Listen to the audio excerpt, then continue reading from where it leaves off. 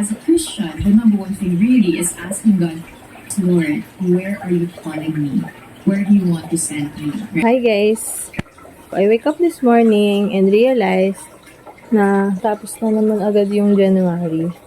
Dahil sa lahat ng nangyari sa buhay ko this past few days, these weeks, hindi ako nakapag-plan ahead for the whole year.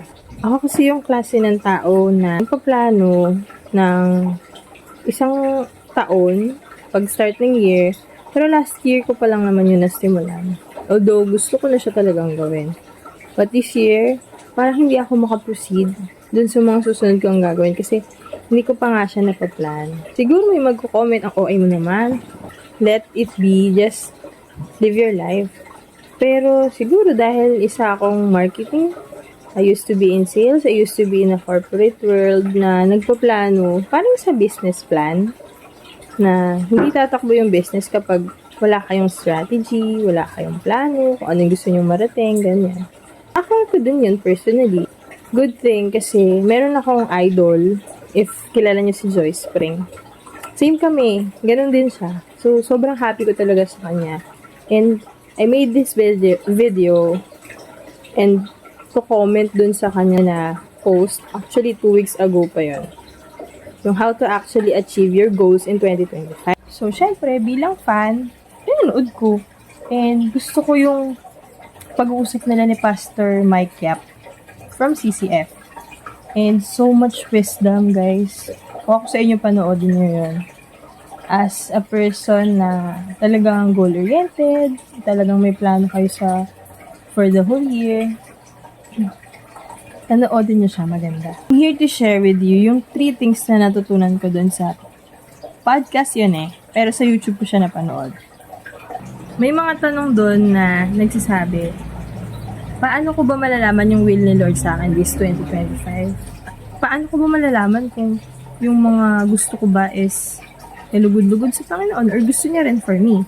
Kasi may mga plans din tayo minsan na hindi niya ina-approve kasi kakapahamak natin. So, yung 3 bagay na binigay ni Pastor Mike Yap doon sa podcast. Number 1, sabi niya, be still. Pinapaisip na ako noon before pa lang. Kasi dito sa TikTok, alam ko naman na may kinikitang pera dito talaga.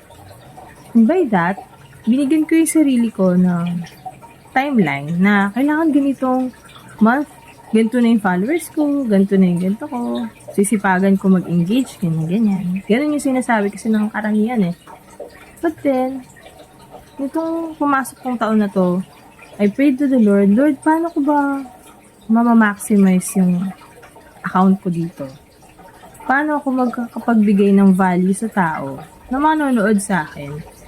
At the same time, syempre, hindi lang ako yung magbe-benefit. Then, doon ko na-realize slowly na bakit ba ako nagmamadali makarami ng followers? Well, I have 2,000 followers na. And for me, it's such a big blessing na.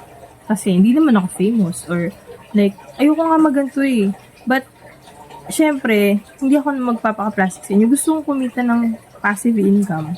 Kaya gusto ko mag-TikTok affiliate. Pero beyond that, pala, may purpose.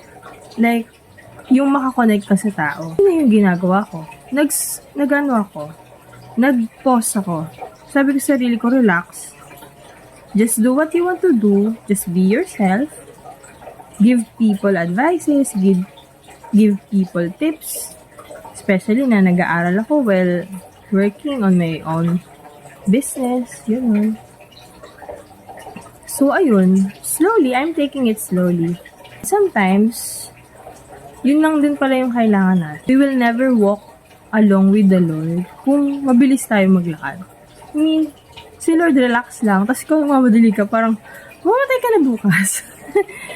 Ganun ako kasi. Masyado akong gusto ko na nagagawa ko na agad. Gusto ko na tatapos ko na agad. Gusto ko sa isang araw, at least 10 task na tapos ko. At the end of the day, pagod ako. At the end of the day, feeling ko pa parang wala akong nagawa. Pero, that's number 1. Be still. Relax. Enjoy your life. Enjoy and spend time with reading God's Word, meditating, appreciating little things. Yung maupo ka lang, tapos observe mo yung paligid, yung mga naglalakad, yung mga sasakyan. It is actually a blessing. Natin sobrang bilis na eh. May instant na yung mga pagkain. Lahat instant na. But we forget the most important thing. And that is to pause. To rest. To appreciate life that we have today. And by that, ipapakita sa'yo ng Lord kung ano yung plano niya. And that's number 2. When you started to pause, you started to give time and spend time with God, seek Him.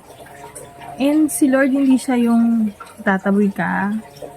Maraming tao nagsasabi, marami akong kakilala nagsasabi, kasi makasalanan ako, ang dami kong kasalanan. So, hirap lumapit sa Diyos. But, you know, it is the most sweetest time for me, na lumapit sa Panginoon during the time na feeling mo talaga down na down ka, feeling mo talaga na dami mong kasalanan. And if you pause and you realize that God is a loving Father, magiging confident ka mag-share sa Kanya, mag-sorry, and you will feel forgiveness. Promise. Mararamdaman mo talaga na pinatawad ka na dun sa nagawa mong kasalanan. And kung ano man yung hinihingi mo sa Kanyang wisdom tungkol sa plans mo for the year, for this month, for this week, for this day, papakita niya yun sa'yo. Number 3 is to see. See what God can do talaga. Be expectant. Trust Him. Ako kasi, personally, minsan may mga ganong times na nag-pray na ako, nanghingi na ako, pero after na nag-worry pa din ako. Paano mangyari yun? Paano? Totoo ba yun? May ganon ako. I'm guilty of that. And hiningi ko yun ng sorry kay Lord na may times na parang sinasabi ko naniniwala ko, but deep in my heart, I have worries. Kaya hindi ko makita yung hiningi ko sa Kanya. What He did to me, He never disappoints me. I highly encourage na panoorin niyo yung podcast ni Joy Spring. Sobrang makaka-relate kayo if you're a Christian. Bibigay din pala sila ng tips on how to share Jesus in our daily life. Practice natin yung 3 things na yun na sinabi ni Pastor Mike. And eventually, God will reveal His plans for you. God will show you the ways on how to be successful, on how to be fruitful, whether it's spiritually, financially. Gusto natin yun, di ba? So, yun lang. God bless you.